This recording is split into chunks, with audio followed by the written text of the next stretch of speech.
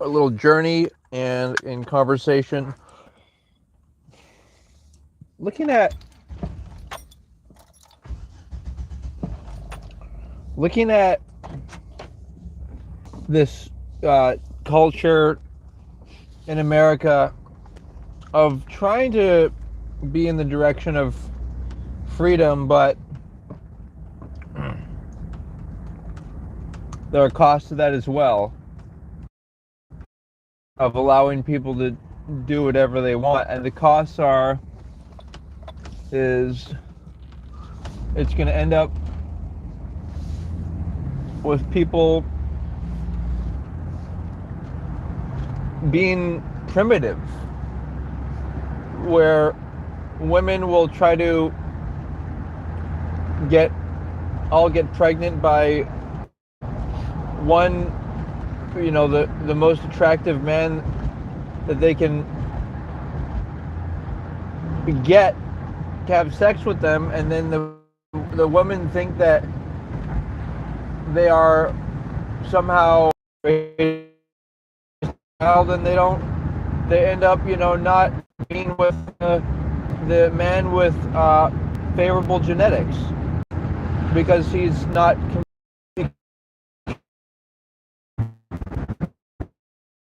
allowing X of their body. That's so. And then, but the topic of conversation here is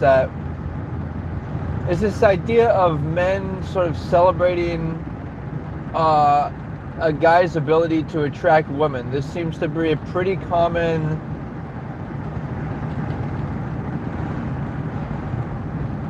system,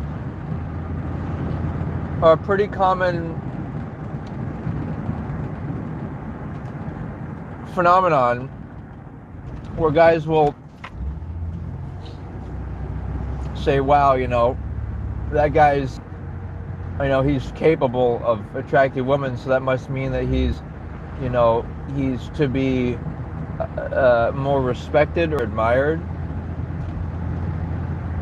So, yes, I will say that as human beings, we want people that have favorable, appealing genetics, physical and mental abilities, and qualities, that they should have marriage and have children, because that's useful for our species, to make ourselves look as good as we can. But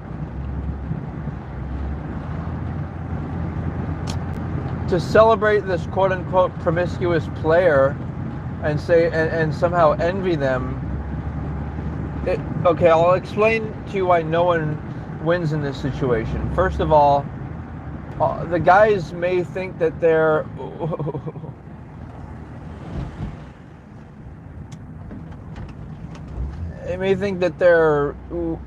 outsmarting the game, and that they're attracting a lot of women, but those women are obviously also trying to sleep around and attract other women, other men that they find attractive. So even if it seems like the guy's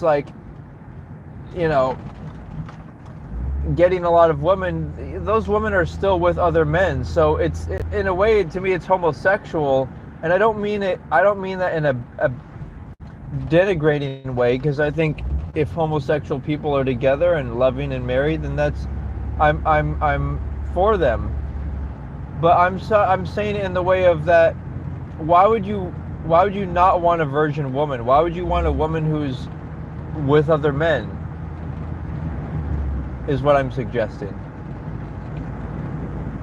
Like, why would you want a woman who is with other men? Because that means that you're interacting with her body, whether through intercourse or oral sex, or sex where other men have been you know, interacting. It's disgusting. And now let's say there's a woman who's trying to get a virgin attitude and the protection of men, and wants to, has decided on no premarital intimacy going forward, then that's an attractive mindset, and so that should be able to, or it might be able to, in different cases, outweigh the downsides of the woman having had, not being a virgin. And it's like, I've already explained that, women don't win because they make themselves less attractive by having more mate partners. And what's this idea of, like, they keep on bringing this topic up online of this, like, oh, if a guy is, has lots of women, he's really can be familiar with in bed and be confident. It's like, it's so unsensible to suggest that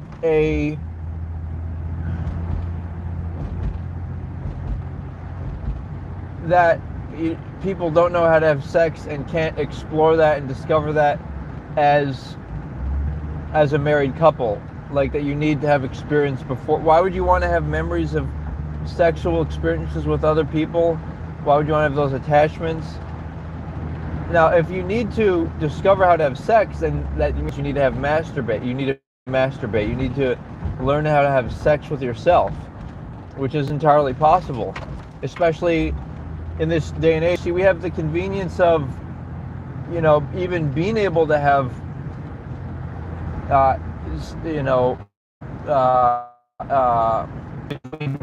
couples, and that's because we have, an easier lifestyle,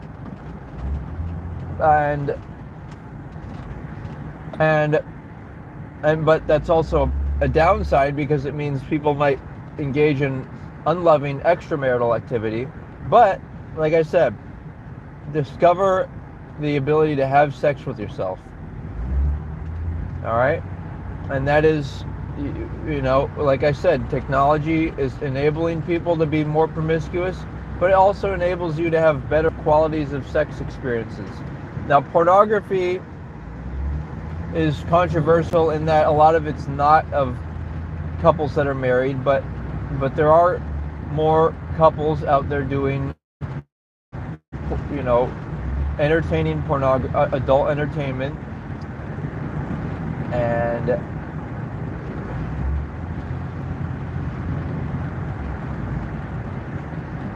so things are good in that way, and we can enjoy that entertainment, and we can use toys. Like I said, men, there's Doc Johnson makes a product that's my most recommended. It's called the Celebrity Stroker, I believe. And it comes in a sleeve, and then the sleeve has an aperture of rubber, like a piece of rubber, like an inch on the outside of it. I cut that piece off, so then your privates can enter more, your PPS can enter more into the sleeve. What you want is there's different ribs in it, so you can look at their women.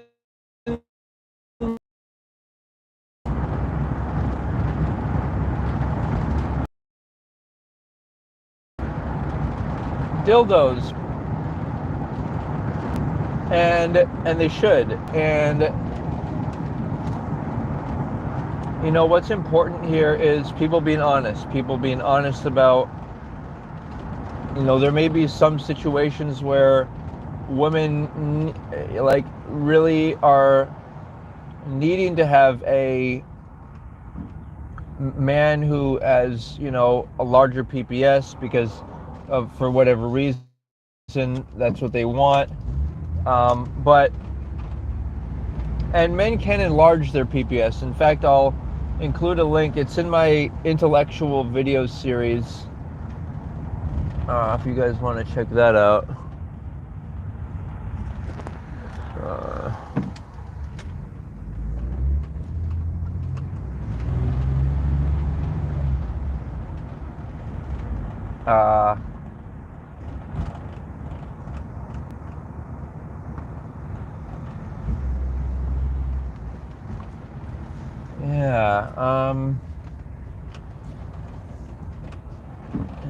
Okay.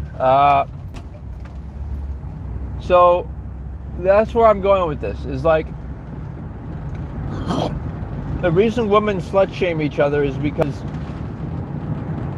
they know that it's damaging.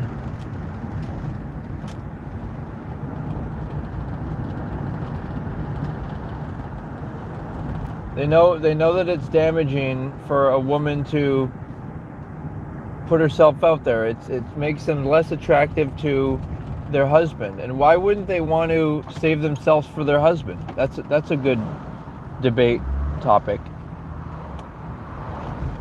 And what the woman will probably say is, well, why do men get to have intimacy with whoever they want? I'm suggesting they shouldn't be. You know, this comes into play of like right and wrong, and whether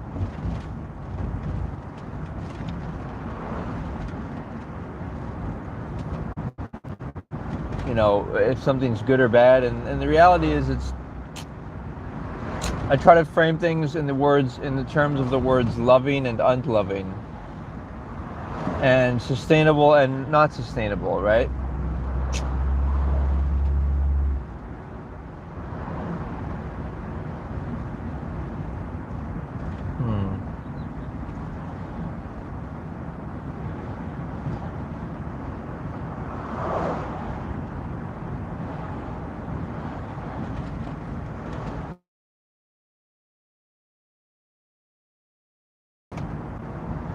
And to me,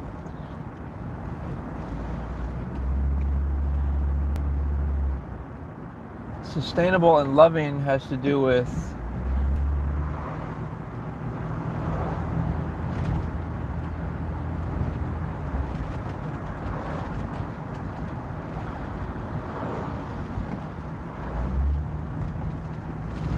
whether people are doing things that they want to last. Are you saving up money for the long run? Are you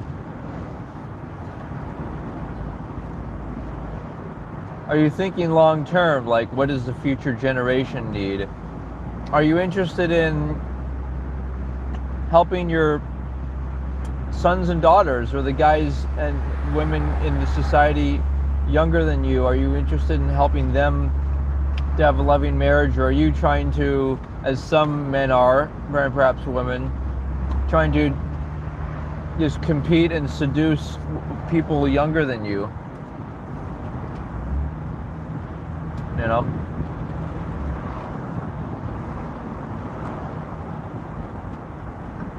So that's what I'm thinking. And inspired to see what you're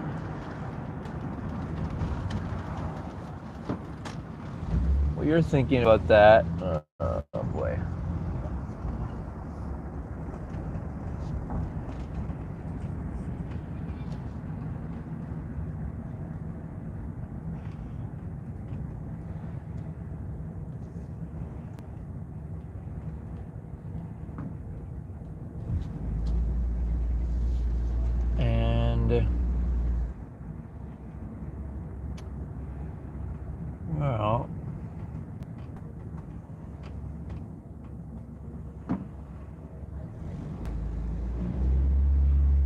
Well, that's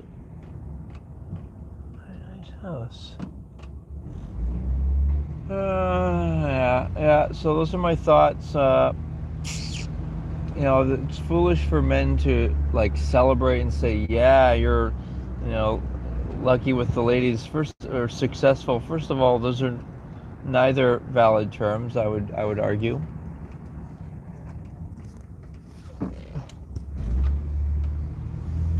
Because it's just not, it's not loving, and it's not sustainable. And it's not happy either. It's more about seduction.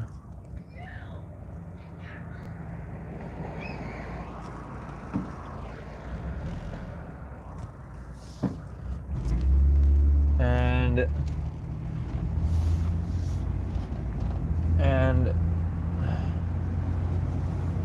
other things that people tend to do, like parents, is they seem to raise their kids up to be interested in pets and stuff. Like, we should be interested in people and having more children, or at least helping other children. If you're not going to have children, donate some time or volunteer to a daycare center. And not because you want those children to give something back to you in the future, but because you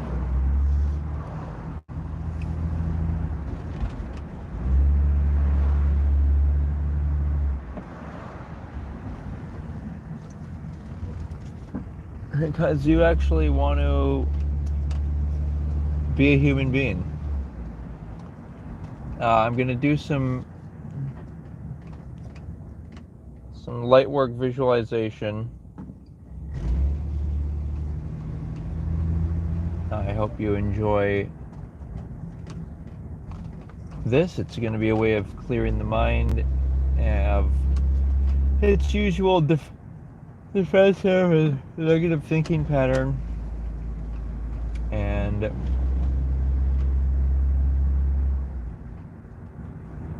get the mind into a higher consciousness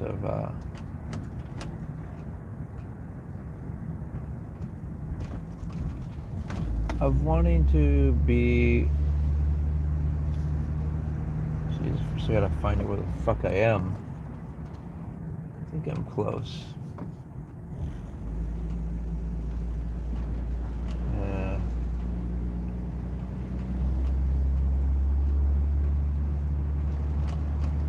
Yeah, so imagining, let's start off with someone you find attractive.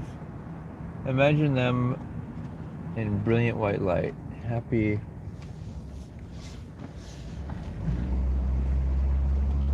smiling. Someone you have a real interest in, like whether or not they will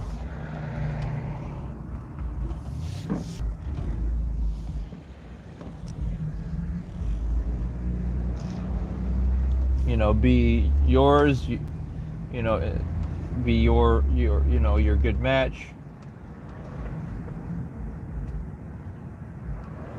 We don't know, but let's imagine them smiling in brilliant white light, and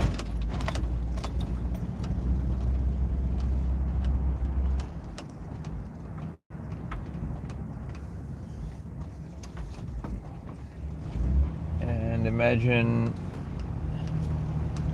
the light shining down and them wielding the light. Now remember, for guys, it's really important to want a feminine woman, not a woman that, like, you can kind of sense it when you look at them. You can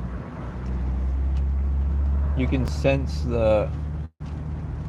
and maybe they have to be masculine, because it's a woman who doesn't have a men in her life to look out for her. It's inevitable that she's going to have to be masculine in order to survive in the world.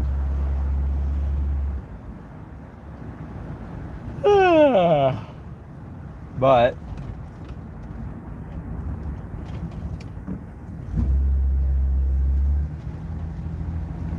all we gotta do is imagine them smiling. Now imagine somebody at your work, at your place of work, your coworker that you've found yourself upset with them, perhaps. and imagine them smiling, and not like smiling at you, but just smiling joyfully. Because if you imagine people you're upset at, you're usually thinking about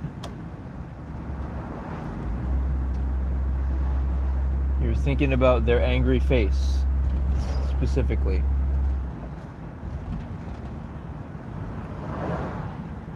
You're thinking about their angry face, and so the mind operates with imagery. So we want to think of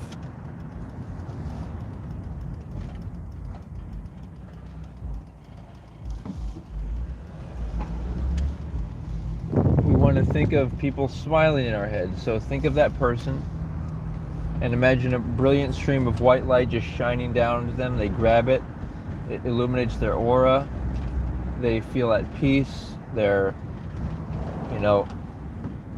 and this is not about them actually changing, although who knows, it could have an effect. But it's more about your mind being programmed with the images of smiling people and that energy, and drawing that, attracting that to you, to yourself. That's what this is all about.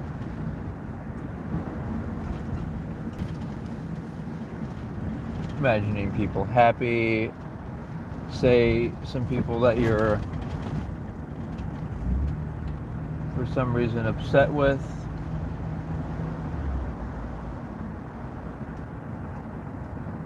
Like, pick somebody that you're upset with, and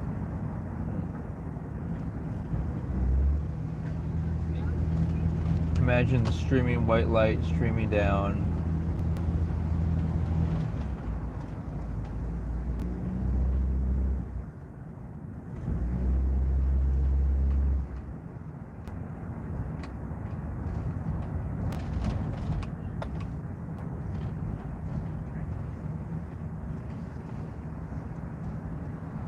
Any conflicts you're having, imagine them smiling, the light just healing. And now do it for your own self, your vehicle, brilliant white light streaming through. Do it for your heart. Imagine your heart's got that brilliant white light energy around it.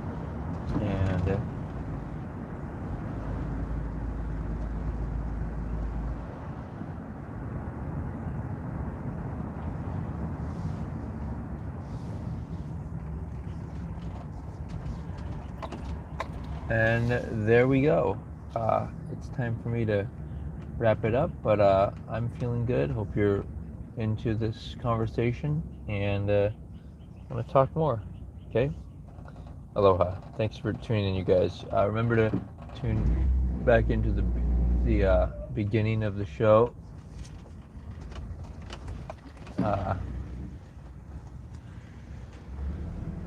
And we'll